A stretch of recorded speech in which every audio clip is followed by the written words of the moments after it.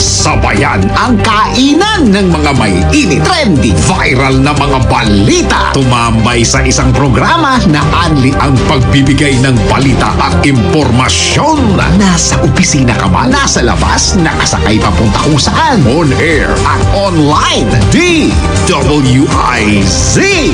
Balitang Bayan. Tama, kasama ang mga pangalang pinagkakatiwalaan ng bayan. Si David Oro at si John Ibanez. Pakinggan nationwide sa lahat ng DWIZ sa buong Pilipinas. Panoorin din ang live sa Aliw 23 sa DWIZ Facebook, YouTube at DWIZ News website.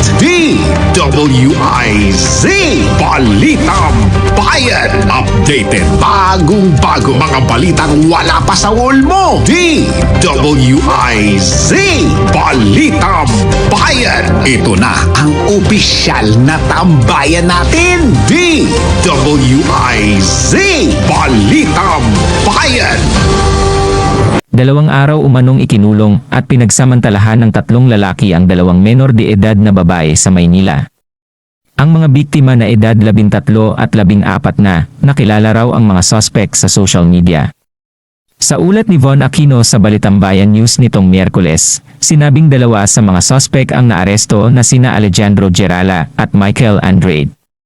Patuloy namang tinutugis ang isa pang suspect dahil sa ginawa umanong panghahalay at pagdetain sa mga biktima. Base sa investigasyon, nakilala umano ng mga biktima ang mga suspect sa social media at pumayag na makipagkita.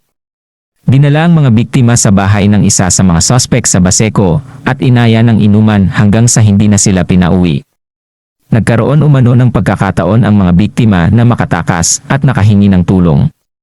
Itinanggi naman ng mga suspect ang paratang laban sa kanila. Pero positibo silang itinuro ng mga biktima. Nung nakita namin sila, nakita ko na nanginginig po sila sa takot. Isa po sa requirements is to magkaroon ng medical legal, ma-examine po sila, at based po sa outcome po ng examination, nakita nga po na naabuso sila, ayon kay Baseco Police Station Commander Police Lieutenant Colonel Emmanuel Gomez. Tumanggi nang magkomento ang mga suspect at sinabing sa korte na lang sila magsasalita. Napag-alaman na dati nang nakulong ang mga suspect sa kasong pagnanakaw. Hinikayat naman ni Gomez ang ikatlong suspect na sumuko na David Oro. Balitambayan News.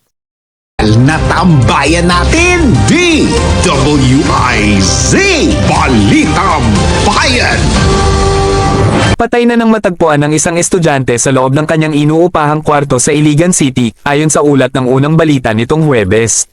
Batay sa investigasyon ng pulisya, sapilitang binuksan ng kwarto ng estudyante matapos ay report ng kapitbahay ang masangsang na amoy na nanggagaling dito. Nasa state of decomposition na ang katawan ng estudyante na hinihinalang ginahasa muna bago pinaslang. Isa sa ilalim sa autopsy ang biktima habang patuloy naman ang investigasyon para matukoy ang salarin. John Ibanez, Balitambayan News. Natambayan natin. DWIZ Balitang Bayan. Biglang sinugod ang isang malaking toro ang 4 na babae na naglalaro ng baraha sa China. Sa ulat ng GTV State of the Nation nitong Miyerkules, makikita na nasa garahe ang mga biktima nang biglang dumating ang toro. 2 babae ang nasuwag ng toro at nawasak nito ang lamesa bago tumakas. Maswerte naman na walang malubhang nasugatan sa 4 na babae. Ayon sa ulat, tumakas daw ang toro na planong katayin ng may-ari. Hindi malinaw kung nahuli pa ang toro o tuluyan itong nakatakas. David Oro, Balitambayan News. Natambayan natin. DWIZ Balitang Bayan. Nagpahayag ng pagtutol ang mga residente ng City of San Jose del Monte sa Bulacan na gawing highly urbanized city o HUC ito, ayon sa Commission on Elections, COMELEC.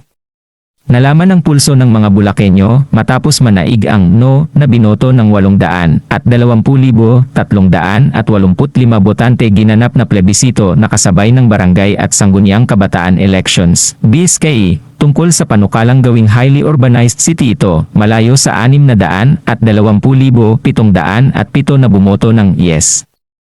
Binigyan ng dagdag na balota ang mga botante sa nabanggit na lungsod upang pulsuhan ang mga mamamayan kung pabor ba sila sa Proclamation no 1057 na inilabas ni dating Pangulong Duterte na naglalayong gawing HUC ang SEDM. Natambayan natin DWIZ Balitang Bayan.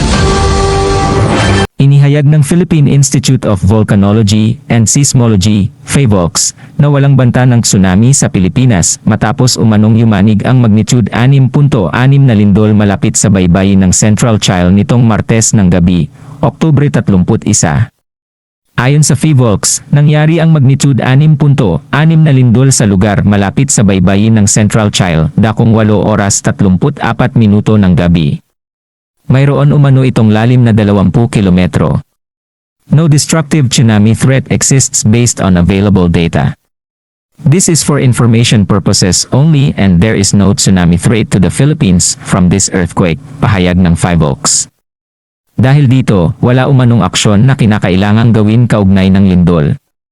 David Oro, Balitambayan News. Natambayan natin DWIZ Balitang Bayan.